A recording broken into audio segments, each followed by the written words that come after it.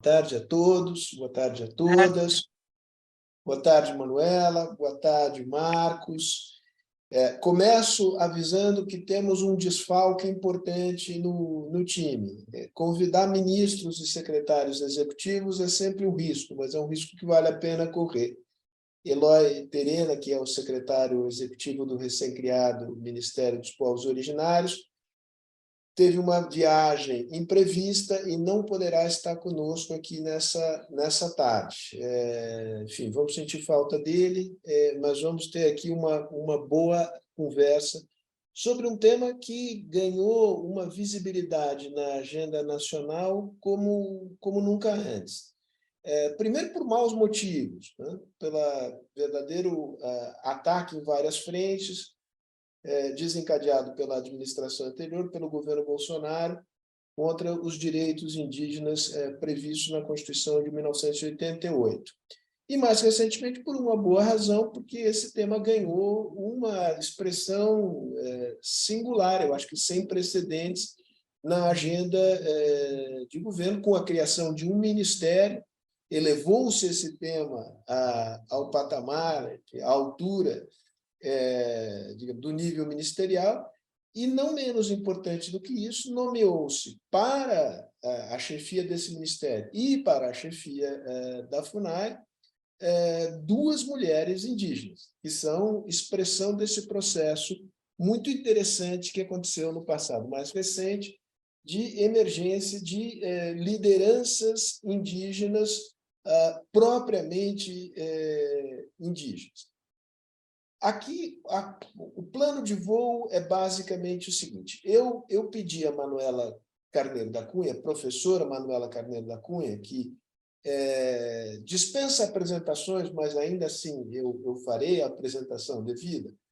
Eu pedi a Manuela que fizesse uma breve história das relações entre indígenas e não indígenas no Brasil. E, ao término dessa história, como chegamos até aqui, em que ponto estamos desse longo filme e quais são os desafios que se colocam. A Manuela é professora aposentada de antropologia da USP, é professora emérita da Universidade de Chicago, recentemente eu descobri que membro também flexiona no gênero, então ainda me sou esquisito, mas pode-se dizer membro da Academia Brasileira de Ciência, e, acima de tudo, é uma referência na antropologia brasileira e não só dentro das fronteiras nacionais. Eu queria chamar a atenção para este livro, eu espero que ele esteja enquadrado aqui na câmera, que é a História dos Índios no Brasil, que a Manuela organizou, salvo engano, 30 anos atrás, 1992, essa edição da Companhia das Letras, e acho que, de fato, é um livro de referência para conhecer a história indígena no Brasil. No ano de 2013, a Manuela publicou um livro de ensaios também pela Companhia das Letras, cujo título, salvo engano, é Índios, História, Direitos e Cidadania. Tanto a Manuela conhece profundamente o assunto sobre o qual eu pedi que ela discorresse conosco nessa tarde. O Marcos Wesley, que é do Instituto Socioambiental, tem uma particular relação com o povo Yanomami. Obviamente que a trajetória dele vai além disso. Hoje ele coordena um programa que abarca a área Yanomami dentro do Instituto Socioambiental, mas transborda essa área, né? No Alto do Rio Negro, tem, digamos, uma visão que vai além das fronteiras do povo Yanomami, mas tem uma longa história com o povo Yanomami. Foi o último presidente da Comissão Pró-Yanomami que foi incorporada ao ISA em 2009. Então, aqui a ideia é que a Manuela nos trace, digamos, um grande panorama, e com o Marcos a gente vai procurar explorar, em particular, esta história, porque ela, evidentemente, que ela tem a sua singularidade, mas ela tem, presumo, vários traços em comum, e ela ganhou uma visibilidade extraordinária no período mais recente. Então, sem maiores delongas, Manuela, eu queria te passar a palavra e agradecer uma vez mais a tua disposição de conversar aqui conosco nesta tarde. Muito obrigada, Sérgio, e vou tentar fazer caber nesses 20 minutos que você me concedeu aqui. Talvez extrapole um pouquinho. Bom, inicialmente você tinha me dito que gostaria que eu focasse digamos, no lugar, né, pensado para os indígenas no Estado brasileiro, enfim, no Estado colonial primeiro, né, e depois no Estado brasileiro, né? Então eu vou talvez insistir um pouquinho nisso aí, porque me parece que justamente esse ministério que você bem citou, o Ministério dos Povos Indígenas, é um marco, sem dúvida, na composição do Estado, né, do Estado brasileiro. Então, como é que chegamos lá, né? Eu já me antecipo para dizer que não há nada de fortuito nisso, nem nenhuma evolução natural. Na realidade, o que há é uma mobilização indígena que se tornou cada vez mais visível, mais patente, e que, portanto, enfim, chegou a esse patamar, né, que podemos discutir depois. Mas eu queria voltar mais de 500 anos atrás e dizer que talvez não se saiba que o começo da legislação, da lei internacional, é, em grande parte, resultado do chamado descobrimento, ou achamento, como se diz agora, do Novo Mundo. Porque a primeira coisa que se colocou para os juristas, que eram, na época, também teólogos, não havia diferença entre teólogos e juristas, né? Se colocou a ideia, bom, mas qual é o status dessa gente que a gente está encontrando nesse novo mundo, né? E, em particular, né, qual é o status, que tipo de direitos eles têm, né? E, então, os juristas da época foram muito mais radicais do que vários que lhes sucederam. O Francisco de Vitória, por exemplo, que foi enfim, fonte do Grotius, e um cara extremamente importante, um dominicano, ele asseverou e estabeleceu duas coisas muito importantes. Primeiro, que os índios, como eles chamavam até ontem, né? Porque indígenas é uma nova forma de chamar os índios, podemos voltar a isso, mas eu vou usar o termo que eles usavam, os índios eram senhores de suas terras, que eles tinham, portanto, direitos sobre suas terras. Eles estavam sendo invadidos, né? Então, que eles tinham direitos sobre suas terras. E não só isso, o Francisco de Vitória asseverou que os seus principais, quer dizer, que os seus líderes, né, tinham verdadeiro poder, comando, né?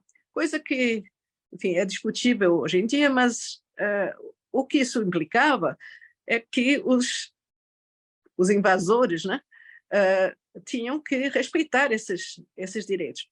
E também, em 1537, o Papa fez uma bula muito importante em que ele declarou que esses novos humanos que tinham sido achados tinham alma, que eles eram, portanto, realmente humanos, porque tudo isso estava sujeito a disputa, né? Bom, com isso, com essas premissas, né, nós temos, então, duas visões dos indígenas que divergem logo de saída no século XVI. Temos uma visão dos colonos, né, que começam praticamente em 1550, né, os colonos portugueses, né, e os e os jesuítas, sobretudo, que não foram os primeiros, mas foram os mais importantes, né, que vieram, como é que eles entendem, né, quem são esses índios e como devem ser tratados, e, por outro lado, uma visão de colonos, portanto, e, por outro lado, uma visão de mercadores, que foram os franceses no começo, né? Os franceses que, antes de tentarem se implantar também no Brasil, na realidade, só estavam interessados no comércio do pau-brasil, sobretudo, né? Que era um corante importante para atingir roupas, né? E esse índio que foi levado à França, aliás, vários foram levados à França, é famosa uma festa que se fez para o rei Henrique III, uma festa indígena na França, não vou entrar nos detalhes, mas só para dizer que nessa festa o grande filósofo Montaigne, né, entrevistou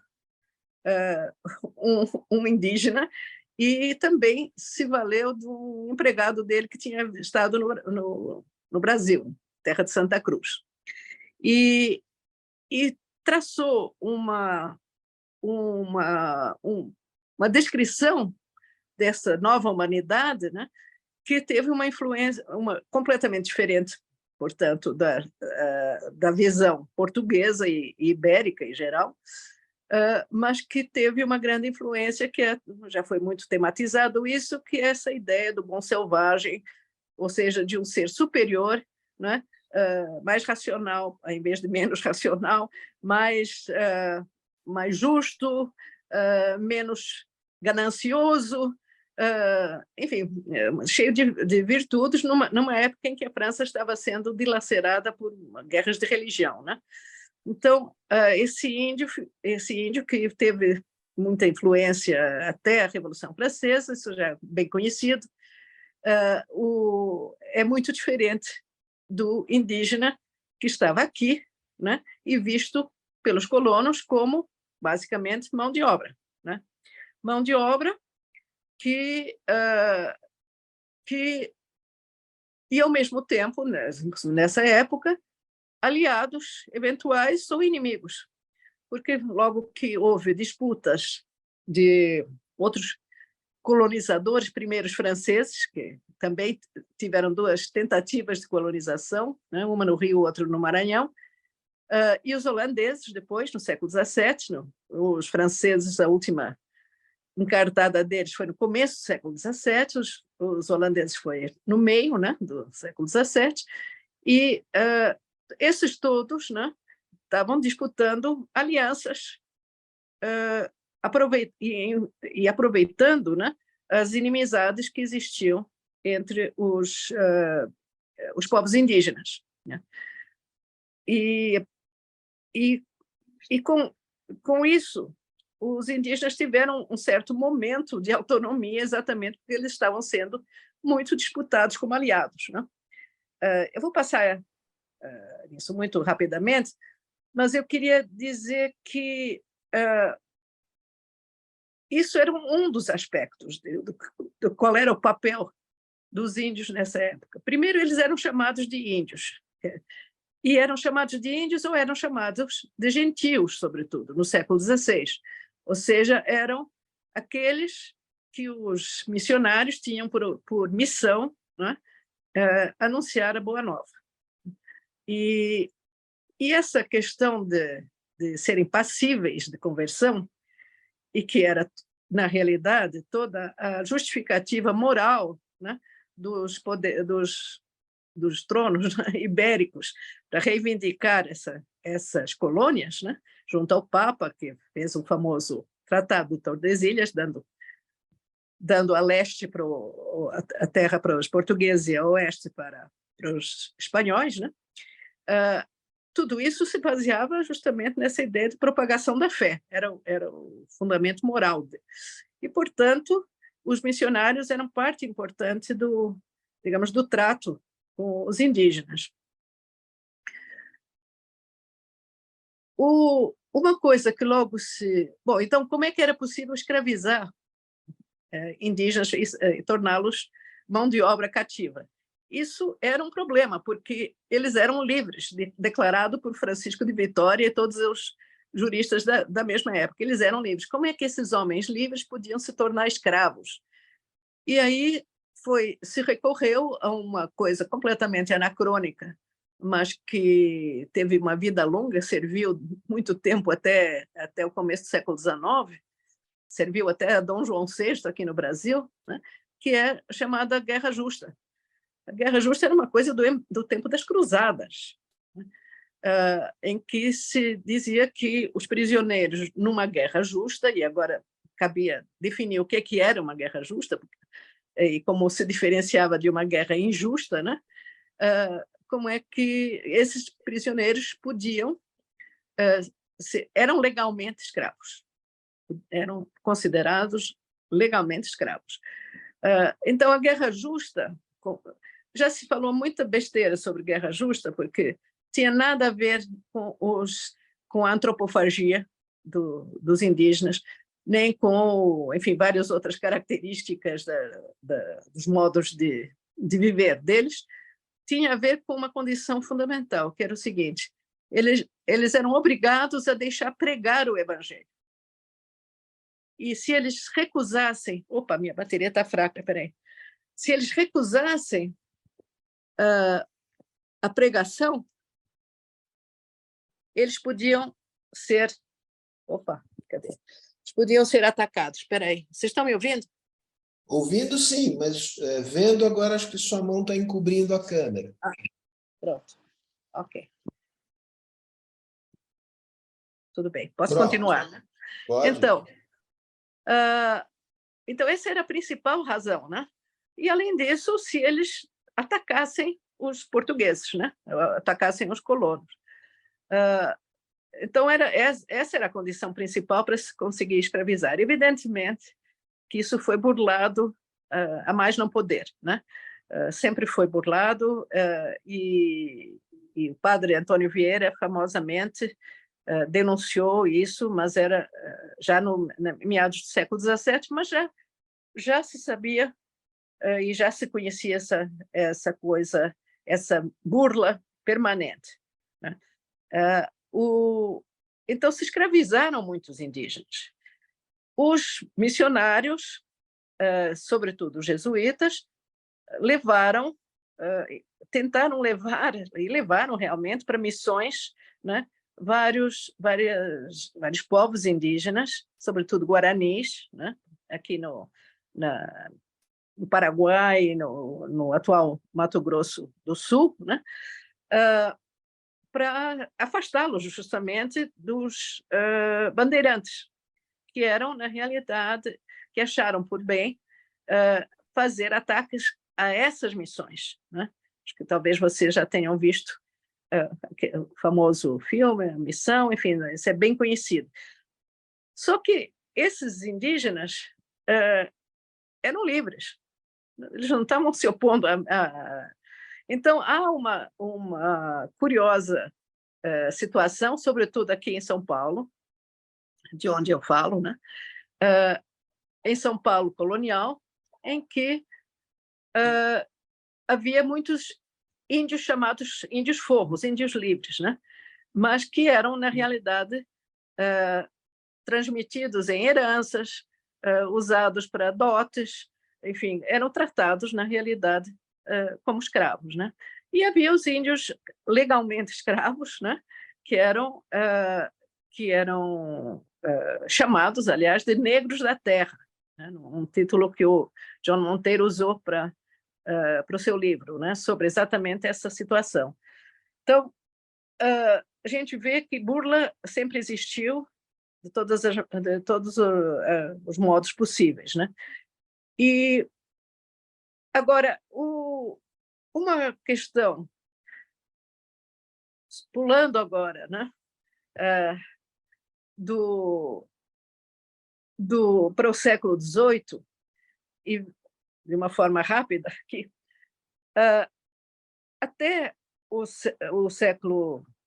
Enfim, eu comecei no século XVI, né? Meados do século XVI, e esqueci de mencionar que os colonos e os jesuítas, em particular, adotaram muito cedo os preconceitos dos grupos tupi, que eram os grupos, sobretudo, que eles conheceram primeiro, porque eles estavam quase todos eles ocupando a costa, com exceção de uma região do Espírito Santo, onde havia os chamados aimorés, que não falavam uma língua tupi, do tronco tupi, e que eram muito desprezados pelos tupinambás e outros grupos tupi, de língua tupi, e essa divisão entre tupis e tapuias, como eram chamados os não falantes de tupi, né, perdurou muito tempo também, né? Outra divisão que já muito cedo se instalou era entre os índios que eram agricultores e moravam em aldeias, né? E muito guerreiros, e comiam os seus prisioneiros, enfim, tudo isso que a gente sabe, né? Então, esses que viviam em aldeias, e, por outro lado, os que eles chamavam de índios de corso. Índios de corso eram os que a gente chamaria hoje de como é que chama? De caçadores-coletores, quer dizer, que não praticavam a agricultura, né? Hoje se sabe que muitos desses caçadores-coletores são antigos agricultores. Então, longe de, como se pensou muito tempo, que eles seriam os mais atrasados, como se costumava pensar, que não conheciam a agricultura, muitos deles abandonaram a agricultura. Seu irmão, Sérgio, né, o Carlos, deu um excelente exemplo disso com os Paracanã no século XX, né? Que era um grupo tupi, né, um povo tupi, que uma parte se manteve agricultora e outra parte simplesmente virou caçadora-coletora, né? Mas essa distinção imperou muito tempo, né? Índio de corso e índio de aldeias, né? Bom, a maneira de conseguir essa mão de obra toda, com vários artifícios, né, foi também de reunir povos em aldeamentos. Nossa, já passou todo o tempo, deixei mais rápido. Vou pular. Está muito bom. Sim, mas não vou chegar ao século XX, né? Então, deixa eu dar um pulo bem grande e chegar a um momento muito importante em que, em meados do século XVIII, o ministro português Marquês de Pombal, ministro de Dom José I, em 1755, né, numa época em que havia uma profunda desconfiança em toda a Europa dos jesuítas, que eram acusados de quererem fazer um império deles na América do Sul e manter os indígenas sob seu comando, né? Eles foram expulsos, né, do Brasil, como de outros lugares também, e ao mesmo tempo, né, eles foram expulsos no momento em que as províncias do Nordeste e do Sul já tinham, digamos, uma economia suficiente para conseguirem importar escravos africanos. Mas o Pará, né, o Maranhão e Grão-Pará, não tinha, só tinha praticamente indígenas escravizados. Então, o que o Marquês de Pombal fez nessa época foi uma verdadeira revolução. Primeiro, mandou embora e prendeu vários jesuítas, né? E, ao mesmo tempo, criou uma companhia do Grão-Pará, para importar africanos escravizados e para o Grão-Pará, né? O que foi uma mudança muito grande, né? E, na realidade, a escravização de indígenas na Amazônia continuou até muito mais tarde, né? Mas houve uma grande importação também, a partir do meados do século XVIII, de africanos escravizados, né? Qual era a ideia do Marquês de Pombal? Isso que eu queria salientar. Era criar um povo brasileiro, porque ele dizia que não era possível uma colônia, né, que não tivesse um povo livre. Então, ele declarou novamente, já foram muitas declarações que se repetiram, né, que nem sempre funcionaram, mas ele, mais uma vez, declara que os indígenas são livres e promove a miscigenação com os soldados portugueses que estavam aqui, basicamente, né?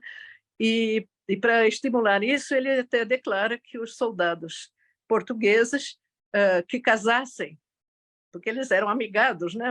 Mas não casavam porque isso trazia o que se chamava na época uma infâmia, que os excluía de certas honrarias, né? Então, o Marquês de Pombal abole a infâmia e preconiza, né, casamentos mesmo, né, civis e religiosos aliás, só religiosos na época. Ô, gente, faltam só 5 minutos, gente. Bom, não, mas pode com a flexibilidade aqui do moderador. Tá bom. Então, estou chegando num ponto que eu acho que é muito importante, que é essa ideia de criar um povo livre, né, a exclusão dos africanos, né, que continuam pensados como mão de obra, né, e como propriedade, né, e muda, então, o estatuto dos indígenas, pelo menos daqueles que passam a viver, não mais em aldeamentos ou aldeias, mas em vilas, e com autoridade, em grande parte decorativa, mas com autoridade sobre o seu povo. Claro que tutelados, por outro lado, para ajudá-los nos seus negócios e, na realidade, submetidos até certo ponto a esses brancos que os tutelavam. Mas, nominalmente, eles eram livres e eram senhores dos seus povos. Essa mesma ideia, agora vou pular novamente, de criar um povo brasileiro, surge com José Bonifácio, que retoma, na época da independência brasileira, retoma essa ideia, que tinha que haver um povo livre e que os indígenas deviam ser, digamos, parte desse povo brasileiro. Mas de forma interessante, quando a Constituição de 1824, né, que é a Constituição outorgada, mas que era nesse ponto não divergia do que os constituintes brasileiros tinham proposto, né, eles, quando decidem quem é brasileiro, né, nessa nova Constituição, quem é brasileiro e quem é cidadão, os índios são excluídos. Eu não vou ter tempo de explicar o raciocínio, mas o principal desse raciocínio é que os chamados índios tribais, né, a diferença daqueles índios que tinham morado em vilas e supostamente estavam aculturados, né, não tinham os mesmos costumes, nem a mesma religião, né, do que os outros brasileiros, e que, portanto, eles seriam como estrangeiros e não brasileiros, e muito menos cidadãos. A cidadania dependia da renda anual, né? E as eleições eram indiretas, enfim, tudo isso é bastante sabido. Então, é interessante que os índios, que era uma questão já importante, né, não figuram na primeira Constituição brasileira, não figuram na Constituição republicana também. Simplesmente não se fala neles, né? E só vai se falar, apesar da importância dos positivistas, né, nessa Constituição republicana. Positivistas, esses que é importante lembrar, tinham uma visão diferente, né? Primeiro, não eram pregadores católicos, né? pelo contrário, eram muito avessos à missionização dos índios.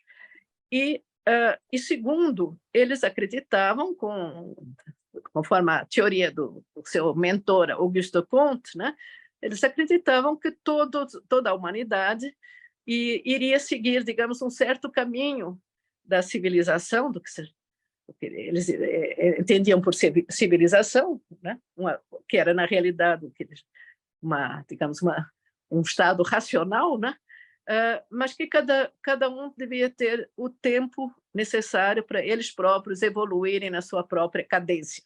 Bom, isso era uma enorme diferença, né? E os positivistas foram importantes defensores dos indígenas e com teorias até interessantes e curiosas sobre independência política, enfim, várias coisas que também não cabe agora chegar nisso. Mas o fato é que só em 1934 se fala numa Constituição dos índios, né? Eu queria remontar também um pouco a uma tese que eu adotei do historiador Oscar Beoso, que está sendo também contestada, mas eu acho que ele tem razão, em grande parte, talvez não para... Vocês têm que entender que o Brasil, né, dessa época é um Brasil muito, muito diferente como é hoje, né? Como hoje é diferente. Quer dizer, as províncias do Sul, as províncias do Nordeste e o Norte do país são muito diferentes até hoje, né? Então, eu talvez tenha, nesse ponto, subscrito a uma ideia que é, sobretudo, das províncias mais antigas, e vão de São Paulo ao Nordeste, na realidade, e ao Rio de Janeiro e ao Nordeste, que é o seguinte: essas províncias que já tinham mão de obra escravizada porque tinham muito dinheiro, né, elas não estão mais interessadas na mão de obra indígena, mas elas estão cada vez mais interessadas nos territórios indígenas.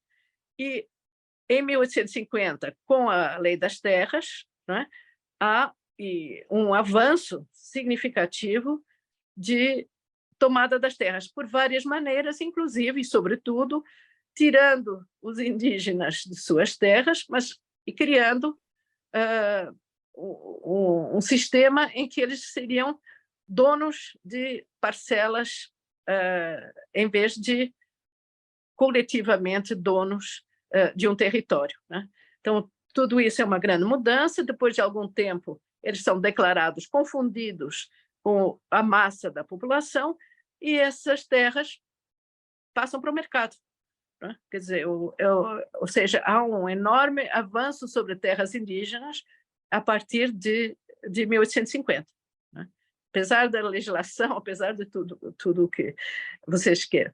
Mas isso não é verdade na Amazônia, né? Que está num outro momento e num outro estágio ainda muito dependente da mão de obra indígena.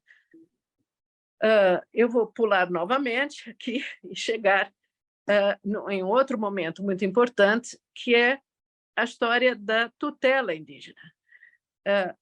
Já tinha havido uma tutela antes, eu mencionei na época pombalina, mas ela no fim do século XVIII é abolida e é reinventada como uma espécie de gambiarra no primeiro Código Civil de 1916. Então, nesse momento, se colocam os indígenas como tutelados por serem relativamente capazes, ou relativamente incapazes, é a mesma coisa, né? Como as mulheres, nessa época, como os adolescentes, né? Ao passo que um surdo-mudo ou um louco era totalmente incapaz. E a diferença é muito grande, porque os totalmente isso era uma defesa negocial, sobretudo, pensada como uma defesa negocial. Tanto assim que as mulheres casadas eram relativamente capazes, ao passo que as solteiras eram totalmente capazes, se tivessem mais de 21 anos, né? Ou seja, se considerava que mulheres casadas precisavam da tutela do marido para não serem enganadas negocialmente, né? E os indígenas também, né? Então, o Estado assume essa tutela, né? Assume essa tutela e delega, no caso indígena, delega para o Serviço de Proteção aos Índios, primeiro, que é criado em 1910. É criado depois de um escândalo que irrompe através de em Viena, né? Em que se faz uma denúncia num congresso em Viena de que os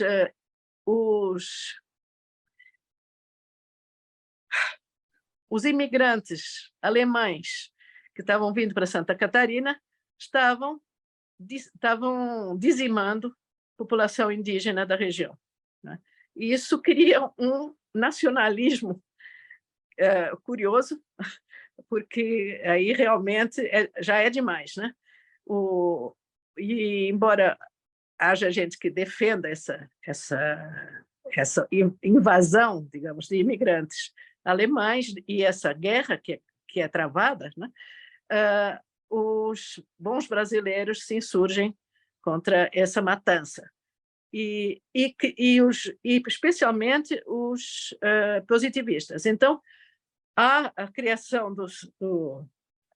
desse Serviço de Proteção aos Índios, que aos poucos vai se mostrando cada vez mais venal, mais corrompido, mais criminoso até, e que é finalmente dissolvido em 1967, depois de um novo escândalo. Enfim, eu não vou falar mais nisso. Em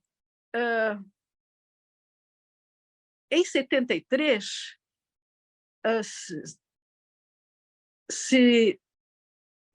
desde 34, todas as constituições, as várias constituições brasileiras, falam dos indígenas.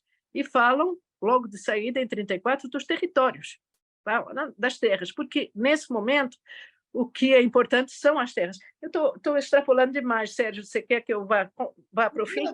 Não, você já chegou a 73, você teve que fazer essa voltazinha, tá bom, e aí depois você avança mais uns 5, 10 minutos e conclui, mas eu não vou te interromper, não. Tá bom. Então, olha, durante... Bom, então, 34, 46, tudo isso, em 67, já na época da ditadura, tem uma nova Constituição e, em 69, uma nova emenda. Nessa emenda, há um artigo muito poderoso de defesa dos indígenas, em 69, né? Que diz que eles são senhores de suas terras, né? Além disso, diz que qualquer título em cima dessas terras indígenas é nulo e que não cabe nenhuma indenização.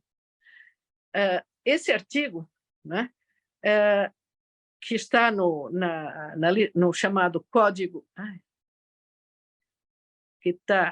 esse artigo que está no artigo 198 da Emenda Constitucional de 69, vai ser, em 1988, amenizado, no seguinte sentido, é que, sim, os títulos e ocupações de boa-fé, ou melhor dizendo,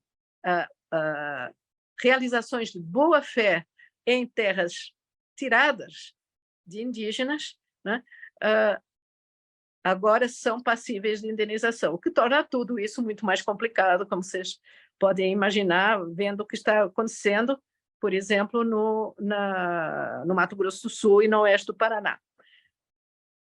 O que eu queria dizer é o seguinte, que 1988, a Constituição de 1988 é uma verdadeira revolução.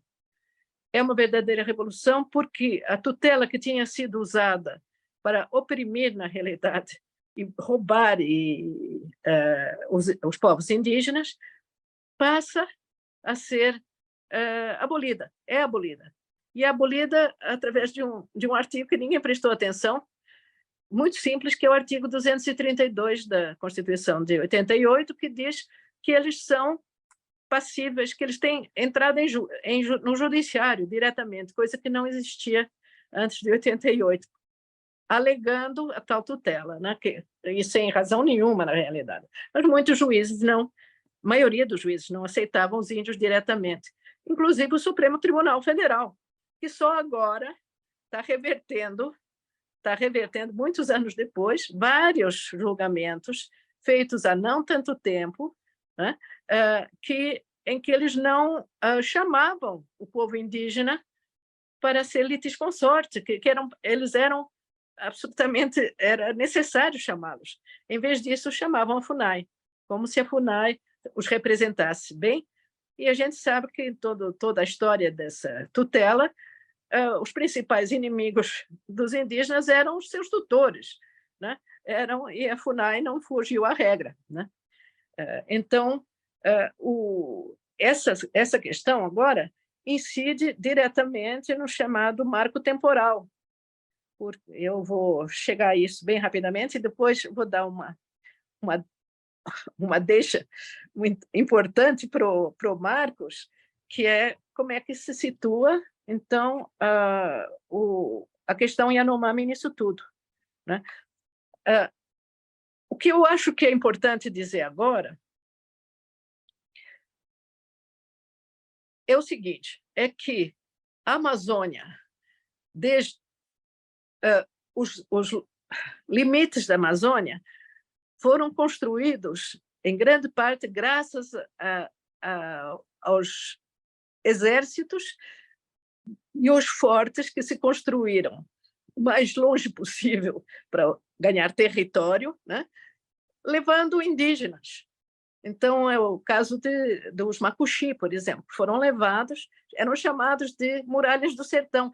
Eles foram levados até ao norte de Roraima, onde se instalou um forte, e essa presença dos Macuxi e as suas relações comerciais com outros povos indígenas que estavam mais dentro do território brasileiro foi o que garantiu a fronteira em relação tanto à Guiana Inglesa quanto, do lado do Amapá, a Guiana Francesa. Então, as fronteiras do Brasil são, em grande parte, conquistadas graças aos indígenas. E basta ver que houve... Bom, eu não vou entrar também nesses detalhes, mas são interessantes. Apesar disso, acho que ontem ou anteontem veio um artigo bem interessante, que alguns devem ter lido na Folha, em que uma estudiosa mostra que na Amazônia a defesa considera que é ela que defende a Amazônia, né? E que, portanto, a presença militar na Amazônia é absolutamente central. O que eu concordo, é central, sem dúvida, até porque o crime organizado está entrando em grande estilo, sobretudo no último governo, né? E nos Yanomami isso ficou claro, né? Que há agora presença de organizações criminosas, como ficou claro também na tragédia do Javari, em que foram assassinados o Bruno Pereira e o Dom Phillips. Tudo aquilo são grupos criminosos organizados, né? Então, eu acho que a presença militarizada é importante, mas, por outro lado, há eu diria, desde a ditadura militar, pelo menos, há uma profunda desconfiança do exército, né, dos indígenas que estão na fronteira. Vários deles foram postos lá, eu repito, não os Yanomami, mas vários deles foram postos lá. E há essa paranoia também de que atinge também as várias organizações não governamentais, como foi a comissão do Yanomami e como é também a o Instituto Socioambiental, né? Como se eles estivessem a serviço de algum misterioso agente externo, né? e a questão do Yanomami se torna ainda mais reavivada sempre, e agora ainda mais com a evidência de que boa parte do ouro brasileiro, né, está sendo contrabandeado, né, e vem de áreas indígenas como Munduruku, Yanomami, né, Kayapó, Bengoncré, quer dizer, áreas que estão sendo invadidas ao arrepio da lei e que estão provocando esse desastre no Yanomami. Eu vou parar por aqui e passo a palavra para você, Sérgio, e para o Marcos. Maravilha, Manuela. Olha, acompanhei aqui Eu te pedi uma missão impossível. Em 20 minutos, você fazer uma síntese histórica de mais de 500 anos era uma missão impossível. Você não fez em 20, fez em 40, e eu fiquei aqui, enfim, me deliciando com a tua prosa aqui. Marcos, eu queria pegar este ponto lançado pela Manuela no final, que relaciona o tema soberania nacional, militares e um povo transfronteiriço como são os Yanomami, para te perguntar, digamos, dentro dessa história geral dos povos indígenas aqui, o que há de singular na história dos Yanomami? Queria só fazer uma referência breve aqui a um livro que foi publicado por um coronel do Exército, se não me engano, a patente dele era essa, se chama Farsa Yanomami, era Carlos Alberto Lima Mena Barreto, que é um livro dos anos 90, e que, por incrível que pareça, parece ter produzido um impacto muito importante na forma pela qual, digamos, na média, os militares em geral e o exército em particular passou a ver o povo Yanomami como uma espécie de cabeça de ponte de potências estrangeiras, evidentemente a suposição que disfarçadas nas vestes de ONGs brasileiras e estrangeiras para produzir dano à soberania nacional, né? Essa paranoia existe, ela é presente. Então, o que tem de peculiar na história dos Yanomami? A palavra é tua. Boa tarde. Bom, vamos lá, muito bom sempre ouvir a Manuela. E eu queria fazer um comentário antes. Quando eu recebi o título, né, dessa conversa, que é Política Indigenista sob Nova Liderança, eu fiquei, na hora me veio uma fala da Sônia Guajajara, quando ela assumiu como ministra. Quem teve a oportunidade de ver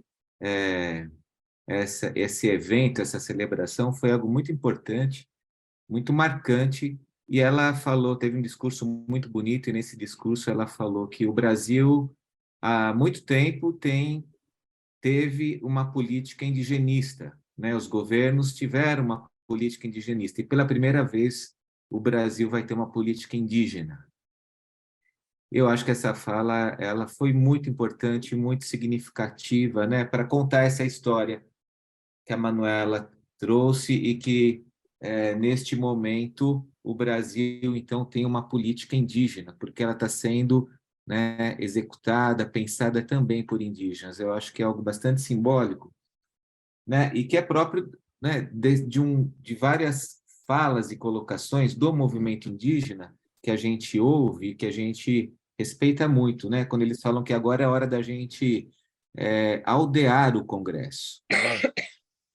A gente teve agora acabou agora o primeiro mandato de uma deputada federal indígena, nunca teve na história do Brasil, né? Tivemos lá atrás o Juruna, né? Que eu acho que foi de 84 a 88, se eu não me engano, depois ele não conseguiu se reeleger, e foi aquela figura fantástica.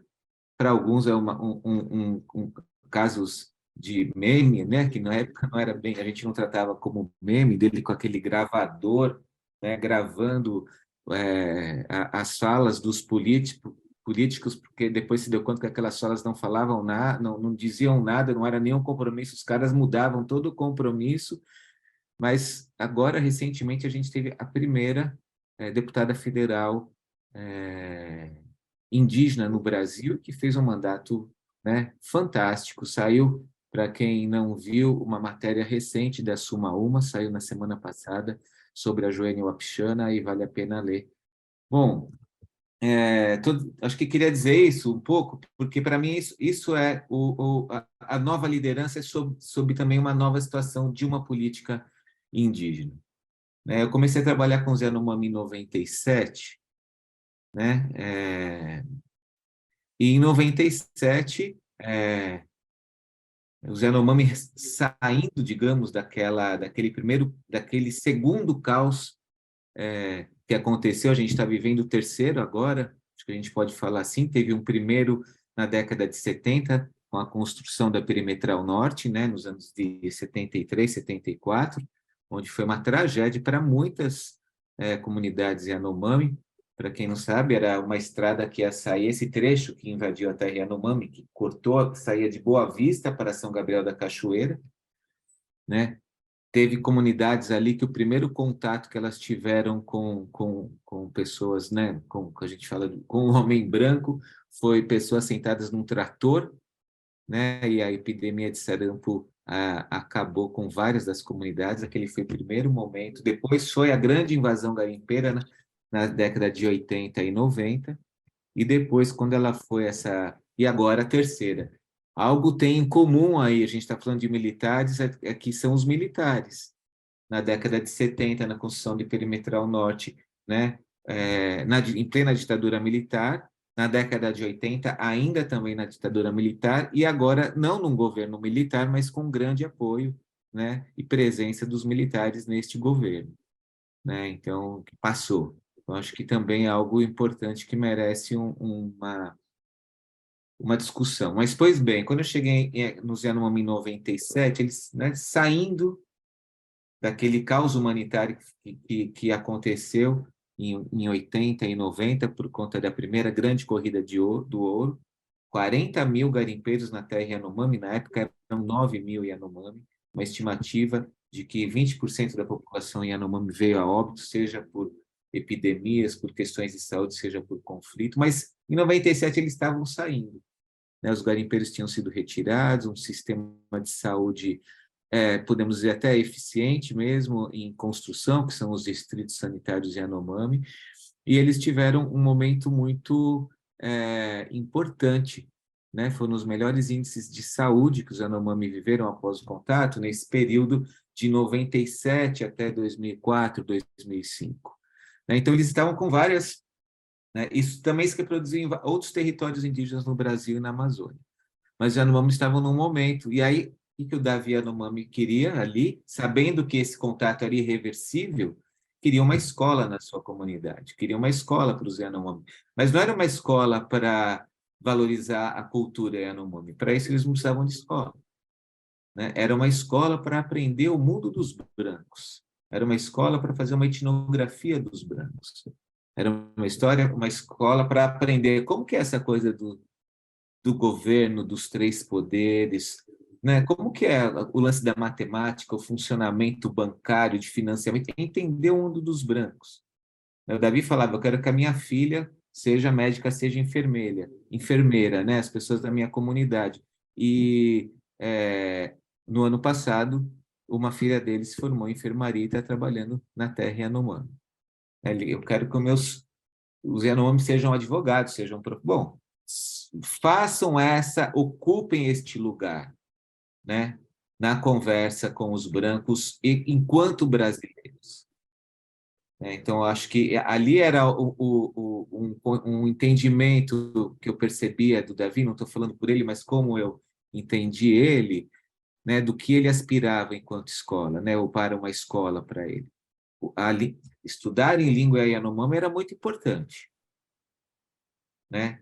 Que a língua Yanomami fosse a língua do futuro, né? Que pudesse se falar de satélites, de Starlink, de comunicação por internet ou de nanotecnologia, o que for, em língua Yanomami. Por isso, todos os trabalhos, todos os conteúdos eram trabalhados na língua Yanomami, mas era principalmente para conhecer o mundo dos brancos. E depois deste movimento, que uma geração de jovens Yanomami se formou, entre eles o próprio filho do Davi, o Dário, que hoje é uma grande liderança, né, junto com o pai, teve outras aspirações. E uma delas foi a de criar associação Yanomami.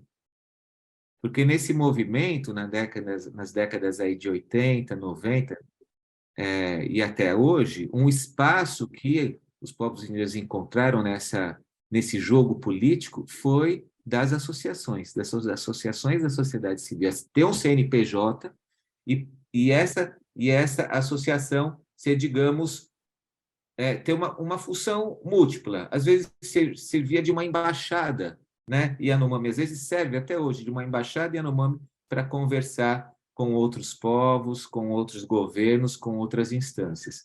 Mas também serve para poder acessar recursos, para poder ter representação, para poder ter projetos. Então, acho que esse foi um caminho bastante importante de várias organizações, inclusive o Conselho Indígena de Roraima, né? Onde a Joênia Wapichana, depois deputada, atuou durante muito tempo enquanto advogada. E foi dali que ela saiu, né? Com todo o apoio da sua base. Imagina, numa assembleia do Conselho Indígena de Roraima, eu tive a oportunidade de estar, decidiram que iam votar nela. Então, todas as regiões, todas as comunidades iam votar nela, né? Antes disso, eram políticos, né, chegando nas aldeias, fazendo festa, montando seus palanques e dividindo esses votos. E eles, depois de muita tentativa, conseguiram, né, fazer esse pacto e eleger a Joênia, que aí, então, sai da sociedade civil para fazer parte, né, de ocupar um espaço legislativo. E agora o que a gente vê são lideranças indígenas muito importantes ocupando o espaço de governo, sendo governo, né? Então, eu acho isso muito importante. No caso dos Yanomami, lá de Maturacá, em São Gabriel da Cachoeira, porque a terra Yanomami é muito grande, né? A maior terra indígena do Brasil, uma boa porção aí em Roraima, onde o acesso é bem mais difícil. É difícil que eu digo, geralmente por avião, né? São comunidades que dificilmente vão para a cidade, eu não sei se a remoção é por questão de saúde, precisa ir para a cidade, mas lá, perto de São Gabriel da Cachoeira, já é diferente. Maturacá tem um acesso por barco, né? Então, os Yanomami têm mais acesso à cidade. E lá eles também fizeram um pacto há 2 mandatos e conseguiram eleger pela primeira vez o seu vereador Yanomami. Então, além de ter a sua associação, né, que chama AIRCA, que é uma associação que tem um projeto muito interessante, que é o de turismo de base comunitária. Eu digo que é a primeira startup Yanomami de turismo indígena, porque eles viram durante muito tempo os operadores de turismo, as agências, né, levando turistas lá para o Pico da Neblina, e os Yanomami eram no máximo carregadores. Os turistas que iam lá, às vezes nem sabia que tinha Yanomami, que estavam ali no grupo, nem sabia que estavam numa terra Yanomami e que o Pico da Neblina é um ponto sagrado para os Yanomami, mas desde 2014 os Yanomami se organizaram, deram um basta nessas agências de turismo e criaram um projeto de turismo de base comunitária, do qual o ISA é um parceiro, eu particularmente tenho a oportunidade de acompanhar. Eles hoje estão levando eles, turistas, enquanto empreendedores, né?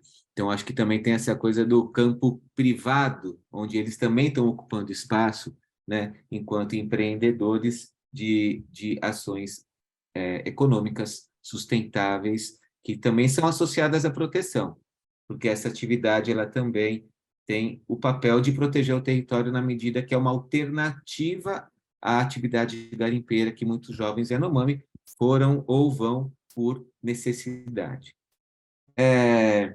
Bom, você tinha me feito uma pergunta sobre essa coisa dos Yanomami, da desconfiança dos Yanomami criarem um Estado próprio, né? Eu também queria falar, não em nome dos Yanomami, mas falar da minha percepção quando eu estou com o Davi, eu estive com o Davi, com o Dário, com essas lideranças, e eles são questionados sobre isso. Eu tive uma oportunidade de estar com o Dário, filho do Davi, muito jovem ainda, as primeiras saídas dele para Brasília, para vários lugares, onde ele ouviu isso e ele tinha assim uma correntinha de miçanga com a bandeirinha do Brasil. E no primeiro momento ele não entendeu, ele falou, mas sim, eu sou brasileiro, na verdade eu sou o primeiro brasileiro, o que estão falando? E depois, à medida como vai entendendo, assim, como isso é dolorido, né? Porque, caramba, né? O Estado-nação vem como um peso em cima desse povo, né? Como uma não opção, simplesmente ele se impõe, né? Inclusive ele divide o território Yanomami em dois, né? Porque os Yanomami também estão na Venezuela. Hoje no Brasil são por volta de 27 mil Yanomami no Brasil, em torno de 11 mil na Venezuela, né? Então se impõe uma diferença, um limite nacional, mas com as gerações, né? Os Yanomami vão se sentindo brasileiros, como os Yanomami lá da Venezuela vão se sentindo venezuelanos, e eu falo isso porque eu fui muitas vezes para a Venezuela, trabalhei muito lá, quando a situação era um pouco melhor, isso entre 2004 e 2009, e é muito injusto, né? A gente não vê, assim, não faz o menor sentido, a gente nunca viu nenhum povo indígena buscando um movimento separatista, né? De reivindicar. Se tem isso na história do Brasil, é no sul do Brasil, né? Se esse sentimento ainda existe no Brasil, é no sul do Brasil, e é para isso que tem que ser olhado, mas para os povos indígenas isso assim, não tem o menor eco, o menor sentido, né? E é só mais uma maneira de, eu acho que de ferir os direitos indígenas mesmo, e no caso, os direitos dos Yanomami, né? A gente do ISA que acompanha, principalmente nesses últimos anos, mas não só, toda a invasão de garimpeiros sobre o território, né? Quem faz a proteção do território Yanomami são principalmente os Yanomami, né? Todas as denúncias, ou a grande maioria, 99% das denúncias que são formalizadas no Ministério Público Federal, na Polícia Federal, na FUNAI, né, são oriundas dos Yanomami, né? São eles que depois, com alguns parceiros que conseguem qualificar isso, com um advogado e tudo mais, que qualificam, mas a origem dessas denúncias são eles. Então, eu acho assim que, para mim, sabe, soberania nacional ali naquela região são os Yanomami vivendo bem, né, com tranquilidade. Eu acho que isso que significa soberania nacional no Brasil. Deixa eu ver, fiz algumas anotações aqui, mas talvez também seja importante agora ver se tem perguntas e a Eu tenho gente várias. acho que seria Eu mais tenho várias. Vamos, interessante para a gente vamos conversar. conversar aqui. São dois pontos que eu queria levantar. Vocês peguem os dois ou peguem cada qual o que achar mais interessante. O primeiro diz respeito a essa, que foi a tradição, digamos, pelo menos a tradição pós-Rondon no Brasil, que é a ideia de nós precisamos integrar, né? E integrar é assemelhar os índios aos brancos. A expressão mais tosca disso é o Bolsonaro dizendo o índio também quer ter celular, o índio quer ser como nós, ele não quer viver na tapera, e etc. Né? Tem uma mudança importante nesse paradigma da integração, e aí, digamos, é uma mudança, não digo, digamos, no nível do mundo acadêmico, a discussão sobre este tema, mas no nível das lideranças indígenas e, digamos, das políticas indigenistas. Né? O que mudou a partir de 88 com relação a esse tema? O outro tema é a relação entre pensamento militar e indígenas, porque a Manuela chamou atenção para uma coisa que eu não conhecia e que é muito interessante, que digamos, os positivistas, que tiveram uma influência importante na formação, em particular do Exército Brasileiro, tinham uma visão sobre as virtudes, ou, digamos, admitiam pelo menos a ideia de que os indígenas chegariam à racionalidade no seu próprio ritmo. como se introduz, quando se introduz, quais são as origens desse pensamento que enxerga nos indígenas, de um lado, um obstáculo ao desenvolvimento nacional, né? E, de outro, em alguns momentos, com uma espécie de ameaça à própria soberania nacional. Então, são essas duas questões para a gente abrir a conversa. A Manuela sorriu. Não sei se ela... Não, sorri porque... Marcos, por favor. Pode ir, Manuela. Não, faço questão. Porque são perguntas muito grandes, né, Sérgio? Quanto tempo você está pensando? Não, mas enfim, não, digamos, vamos conversando. Quer dizer, isso aqui abre um espaço de conversa, não precisam ser respostas exaustivas. Tá bom, posso comentar algo sobre... A minha percepção é que, felizmente, né, essa ideia de integração, ela está vivendo seus últimos suspiros agora, ou viveu aí com Bolsonaro, talvez permaneça em algumas bolhas e tal, mas o que está forte, o que está interessante, o que é novo, o que não tem cheiro de bolor, é o conhecimento indígena como algo importante, né? E visto como importante hoje para o futuro, né? Então, acho que desde os relatórios do IPCC, né, que considera que novos paradigmas de conhecimento são necessários para que a gente possa encontrar soluções para a crise climática que estamos vivendo, né? E onde identifica que esses paradigmas estão também nos povos originários, como, por exemplo, a ideia de que o ser humano não é mais ou melhor, né, neste mundo diverso de seres. Então, eu acho que esse é um ponto. Eu acho que tirar o ser humano dessa centralidade, dessa superioridade perante todos os seres viventes, né, e aqueles, inclusive, que não se conhecem. Eu acho que temos aí A Queda do Céu como um livro magnífico que faz realmente uma mudança, ou faz não, ajuda nessa mudança de como entender o conhecimento, os Que é o livro conhecimentos do indígenas. Davi Copenau, né? Só para Davi dar Copenaua com o Bruce crédito Albert, completo. né? Com Então, o Bruce Albert, né? isso, com o Bruce Albert, com quem também tenho e tive a oportunidade de trabalhar, né, nos últimos 25 anos. Então, eu acho que isso, por exemplo, né, conhecer isso, reconhecer que o conhecimento indígena e a maneira de ser neste mundo, né, pode nos dar pistas também, né, diferentes desse nosso consumismo, né, e a gente conseguir ler essa crítica que o Davi sempre faz e que também está presente no livro sobre o povo da mercadoria, que sempre tem que se desfazer. É muito incrível isso. Eu encontro a minha filha na escola e daqui a pouco tenho que buscá-la, e ela me fala: papai, o que a gente vai comprar hoje?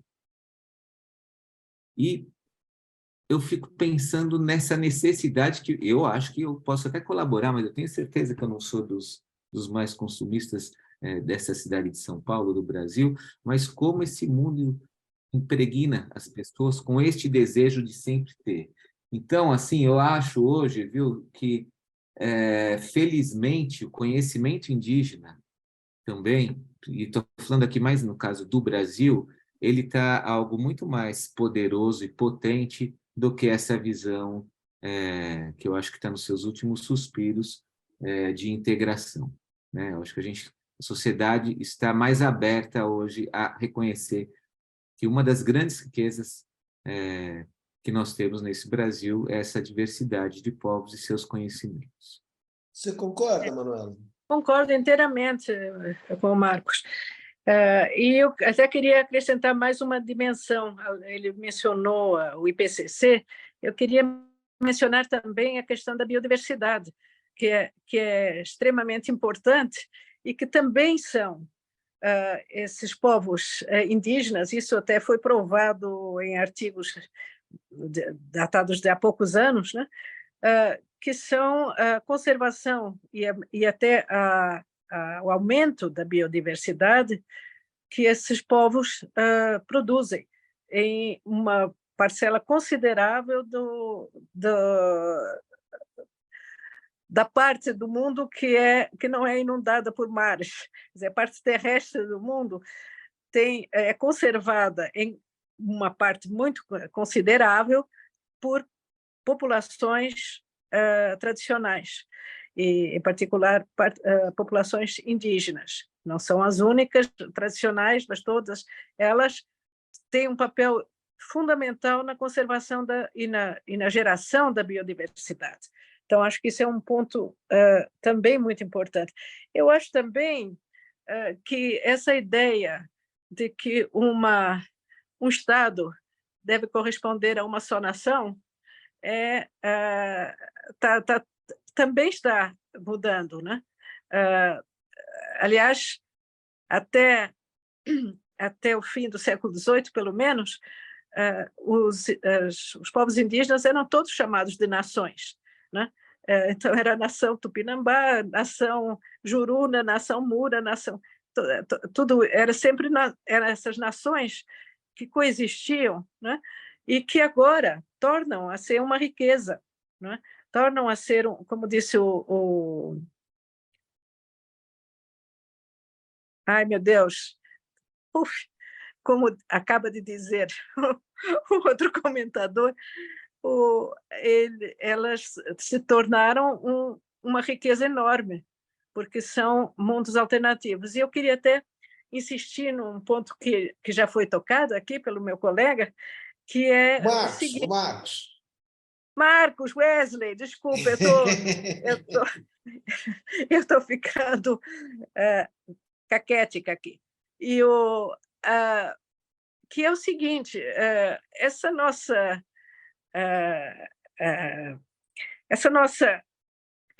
credo bíblico, né, que está no livro do Gênesis, né, é uma maldição, porque, me desculpem a ousadia, mas é uma maldição. Por quê? Porque a humanidade é colocada como a beneficiária e o único destino, digamos assim, de todo o resto da criação.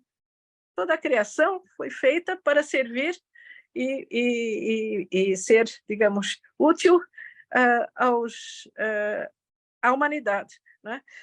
Isso é uma coisa que agora, justamente, que em as etnografias, tanto dos Yanomami quanto dos Wayampi no Amapá e várias outras etnias, né, estão mostrando que eles têm uma noção de direitos sobre seus territórios que são compartilhados com todos os outros seres animados e até inanimados, né, que também estão nesse território.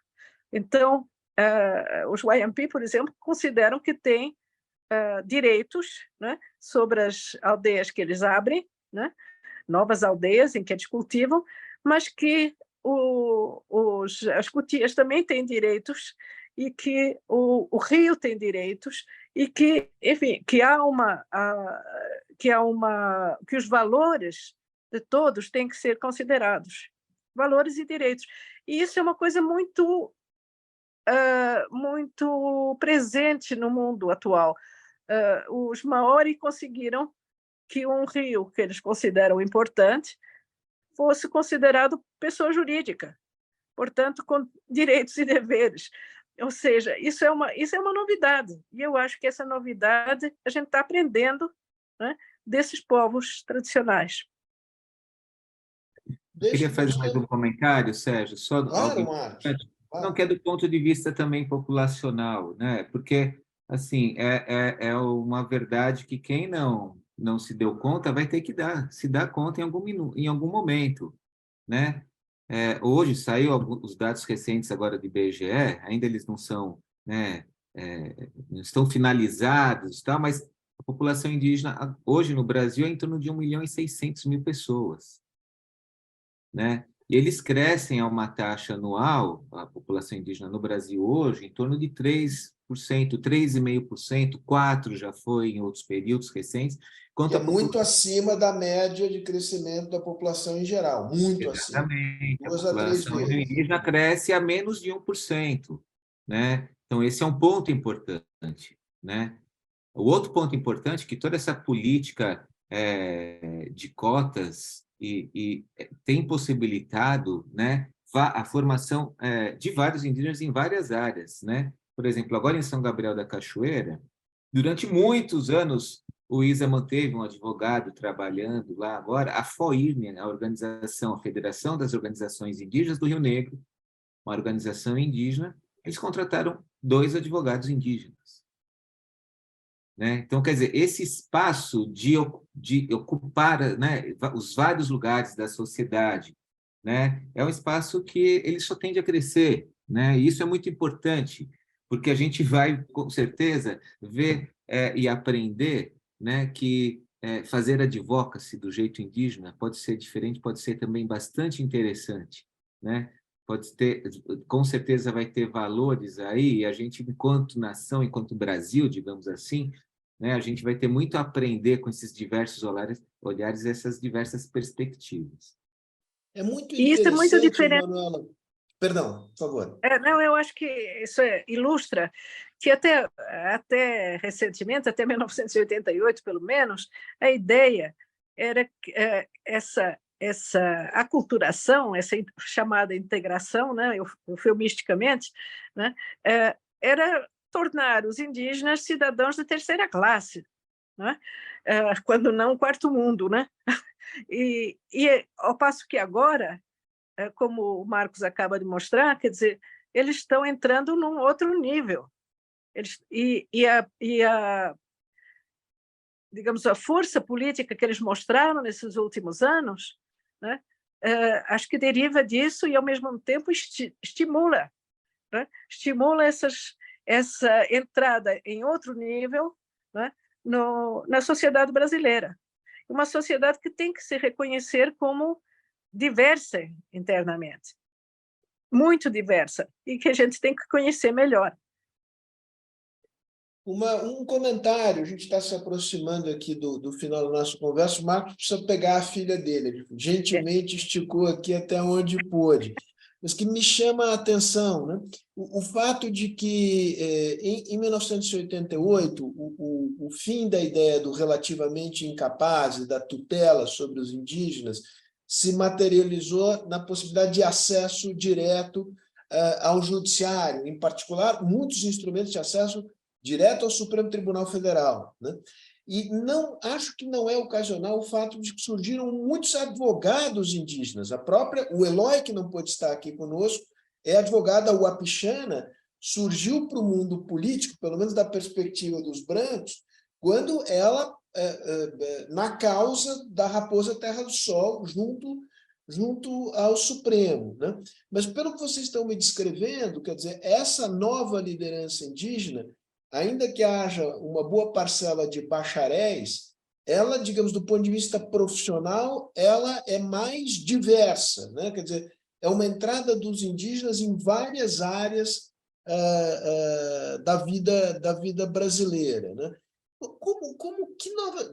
obviamente, a Manuela vai sorrir ironicamente de novo, com razão para mim, mas, digamos, rapidamente, um perfil dessa nova liderança indígena. Como é possível caracterizá-la? Marcos, está com você. Sabe, eu acho que tem, eu diria assim, alguma coisa tipo, o indígena pode estar onde ele quiser estar. Eu acho que está nessa linha, né? A gente poderia citar de vários campos da academia, mas eu queria citar um que é o campo das artes. Uhum. Aqui em São Paulo, né? Vários indígenas que inclusive estão aqui em São Paulo, né? Produzindo arte, né? Sendo reconhecidos, sendo chamados, né? Tem o Jair Isbael, que faleceu há pouco tempo atrás, que é um artista famoso que ficou com umas obras super importantes, mas em várias linhas. Eu acho que isso é uma marca importante, e não é aquele lugar do artesanato indígena, da arte indígena somente, não tem, e não estou desvalorizando essa produção artística que é super importante. Também não é o lugar da arte naif, né? Que é onde, há pouco tempo atrás, talvez poucas décadas, não saberia precisar quando, que era o máximo onde os artistas plásticos conseguiriam chegar, era na arte naif. Né? Mas hoje não, hoje eles estão como artistas contemporâneos, né? Na maior parte das exposições que você vai agora na SP Art, né? Que está acontecendo aqui em São Paulo, ou numa Bienal, ou na Fundação Cartier, ou no MoMA, você tem arte indígena, né? Sendo considerada como arte contemporânea também. Né? Então, eu acho que isso é mais um espaço, né? Para dar um exemplo de tantos outros. Manuela. Sim? Acho Não, que você o quer Marcos já acrescentar? disse tudo. Senão eu vou. Se ele já disse tudo, eu vou de novo tentar ver se eu consigo arrancar de você uma resposta a essa pergunta, digamos. Como você vê essa relação entre militares e indígenas? Digamos,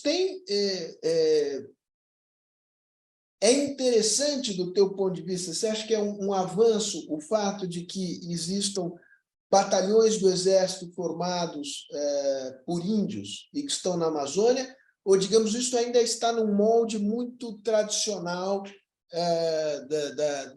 digamos, da velha política de assimilação? Olha, eu acho que não resolve, mas é bom.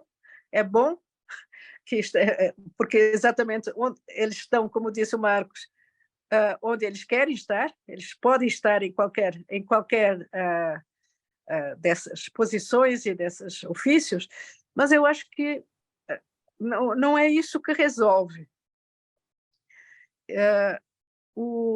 Eu acho que é preciso voltar a pensar nos indígenas.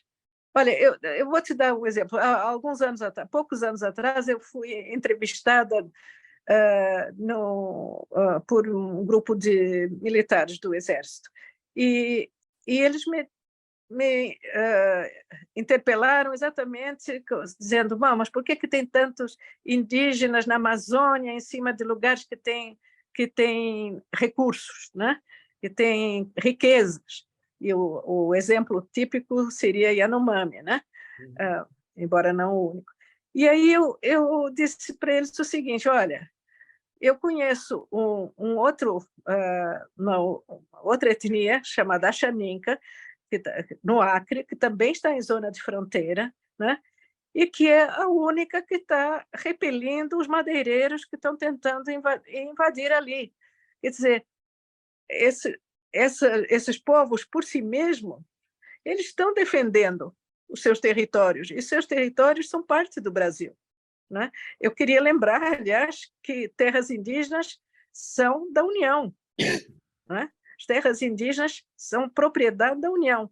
E os direitos indígenas são sobre a posse permanente, inalienável, né? E usufruto exclusivo daqueles territórios. Mas são eles que defendem. E defendem, são defensores de terras da União. Então, não precisa estar no Exército, pode estar à vontade, mas não precisa estar no Exército para estar defendendo as fronteiras brasileiras. Então, acho que não querer ver, né, esse lado. Né? Eu acho que, por exemplo, os Axaninca merecem uma medalha, porque eles estão segurando uma fronteira importante. Né? Não sei se eu respondi. Não, respondeu, não tem. Eu fiquei com uma ponta de curiosidade imensa, que Sérgio, desculpa, depois eu posso só fazer um comentário sobre essa sua pergunta? Claro que pode. Vamos lá. Diga. Eu só queria, assim, em São Gabriel da Cachoeira, onde o Isa trabalha, onde eu trabalho, tem vários pelotões de fronteira, né? Exatamente. Há muito tempo, né? E esses pelotões, boa parte do seu contingente é formado por indígenas. Eu não saberia precisar quanto, mas eu chuto aí talvez mais de 80% são indígenas. E eles têm uma grande reivindicação que demonstra o lugar que eles querem estar, que é o seguinte: eles só são soldado ou cabos. Eles não conseguem subir na patente. Eles ficam no máximo 7 anos, que é o máximo possível quando você vai ficar, e depois sai, então você fica 7 anos, e depois você não consegue. Então, eles têm uma grande reivindicação. Nós queremos subir na patente, nós queremos ser coronel, queremos ser capitão, queremos ser major, queremos ser general. E isso tem que ser ouvido. E aí, eu acho, sabe de uma coisa? Que se o Exército, né, permitir, quando ele permitir isso e quando isso acontecer, talvez seja a maior e melhor revolução que o Exército Brasileiro possa passar. Bem entender melhor o lugar onde ele está. Muito bom, Marcos, muito bom. Abrir as portas das academias militares para os indígenas. Eu não consigo terminar isso aqui, Manuela, sem abusar do seu conhecimento histórico e dizer por que diabos, na emenda constitucional de 69, a Constituição de 67, que é o auge da ditadura, aparece aquele dispositivo, que é um dispositivo de defesa radical das terras, dos direitos originários dos índios. Ali não tem conversa de marco temporal, né? Digamos, chega ao extremo, inclusive, de não prever sequer a indenização, né? Isso é um acidente? O que explica isso? Eu me lembro que, na Constituição de 1988, o Jarbas Passarinho, que havia sido ministro da ditadura, coronel reformado do Exército, salvo engano da minha parte, jogou um papel importante, ele e Severo Gomes, ambos senadores, no capítulo dos direitos indigenistas. Quer dizer, tem algo curioso aí na história, na história militar, na sua, digamos, na sua complexa relação com o mundo indígena. Eu acho que... Não. Bom, Severo Gomes não era militar, né? Não, eu me lembrei do Jarbas Passarinho. O senador Jarbas Passarinho era militar e foi um homem muito... da ditadura 2 vezes. Eu sei, não há dúvida, mas ele teve um papel super importante, ainda bem que você reconhece, que foi de, enfim, negociar até certo ponto, na medida que foi possível, né? Negociar uma coisa muito importante, que foi justamente a questão da mineração em áreas indígenas, que até hoje é proibida, né? Quer dizer, proibida é uma longa história, mas eu não vou entrar no detalhe. Pendente de regulamentação. Exato. Depende, mas é uma batalha que está se travando há muito tempo, né? E que atualmente não é permitido, né? Então, isso aí é uma das coisas mais importantes. Eu vi que, aliás, hoje saiu no jornal, hoje ou ontem, que o presidente Lula pediu para retirar, né, o projeto de lei que trata da autorização de mineração em áreas indígenas. Então, você vê que como continua essa coisa. Eu queria, mas respondendo a tua pergunta, eu queria dizer o seguinte: 2 coisas. Primeiro, que há uma diferença muito grande entre 88 e 69. É que em 88 se fala de direitos originários, e originários não está na de 69. E isso faz toda a diferença, porque significa, entre outras coisas, que o direito dos indígenas às suas terras, tradicionalmente ocupadas, como consta do artigo 231, não depende da regularização fundiária, já existe por si só. Não é uma concessão, é um direito que precede a Constituição, né? Então, isso faz toda a diferença, porque uma das tramóias do recente governo foi de justamente alegar que, enquanto não estivessem demarcadas, completamente regularizadas as terras indígenas, elas não tinham os mesmos direitos, simplesmente que não. Inclusive, facilitando de um modo absurdo a grilagem de terras indígenas, né? Tirando de como é que se chama aquilo? Sistemas georreferenciados em que elas se figuravam. Então, há diferenças grandes, mas eu quero dizer que há uma tradição, sim, no Exército, ao mesmo tempo, mas uma tradição que eu acho mal informada por livros como desse coronel, que fala que Yanomami nem existia, né? Não era isso? A farsa Yanomami, exato, que é uma construção ficcional. Pois é, quer dizer, isso aí mostra que nem todos estão bem informados, né? E que existe. E eu lembro, aliás, que durante a Constituinte de 1987 e 88, né, que houve um momento em que justamente se inventou em jornais importantes, em vários jornais importantes, e saiu nas primeiras páginas durante semanas, né, uma conspiração internacional. Se inventou uma conspiração internacional, se eu bem me lembro, era em torno de nações estrangeiras que estariam interessadas no valor de mercado da cassiterita, uma coisa desse tipo, justamente Yanomami, né? Que estariam fomentando os direitos indígenas na Constituição de 88. Ou seja, isso tudo mostra que existem pessoas e setores, né?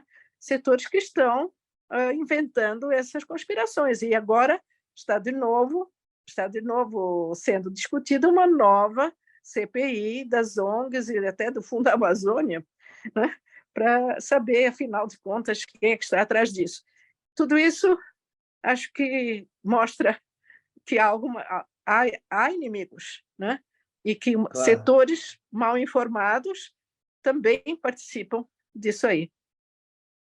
Não tenha dúvida, Manuela, e que, digamos, se alguma vantagem há no Bolsonaro é que ele revela da maneira mais crua esse tipo de pensamento. Eu me lembro quando ele recebeu garimpeiros ilegais e que ele disse naquele linguajar característico dele, não é a árvore, é o minério, porra.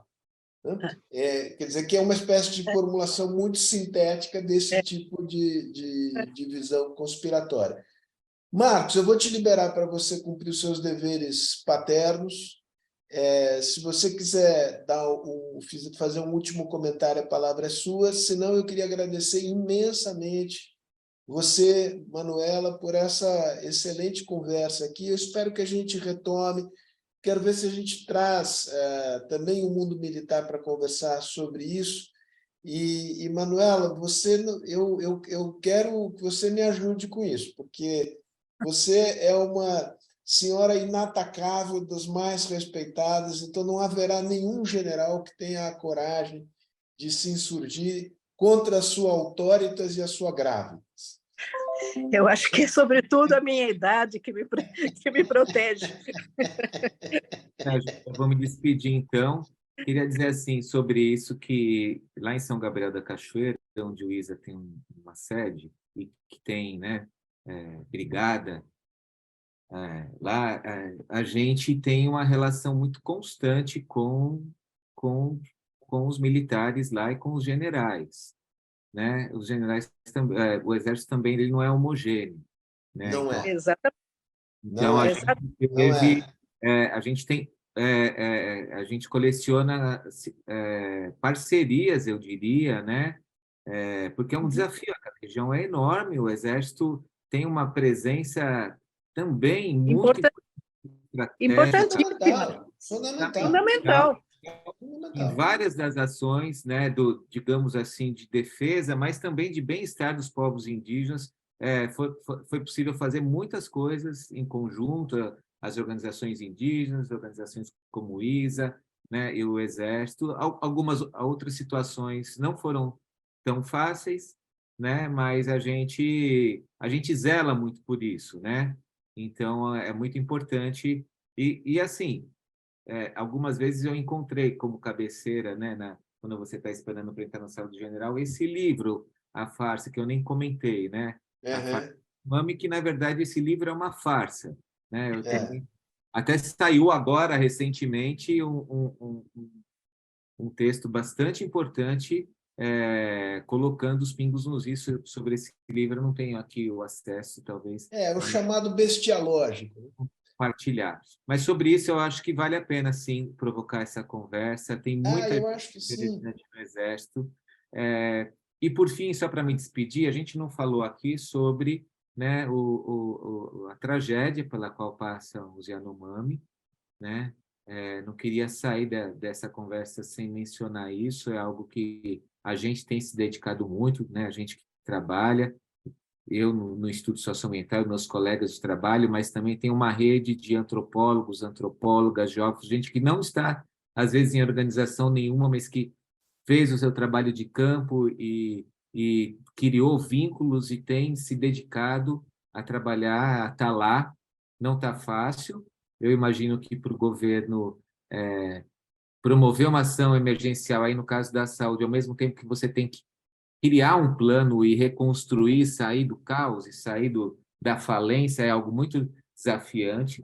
Está tendo muita bateção de cabeça, mas a gente está colaborando na medida do possível. As coisas não estão tão rápidas como deveria no sentido de que a fome e a necessidade pede, né, essa urgência, mas a gente tem aqui uma esperança de que a situação, em breve, vai estar muito melhor. Já está melhor do que estava antes, mas é o que nos preocupa muito ainda. Tá? Só para dizer que essa solidariedade, esse nosso empenho e dedicação talvez hoje uma das coisas que mais toma o tempo de pessoas como eu que trabalham numa organização como isso. Então, obrigado parabéns pelo trabalho e parabéns ao Isa pelo trabalho.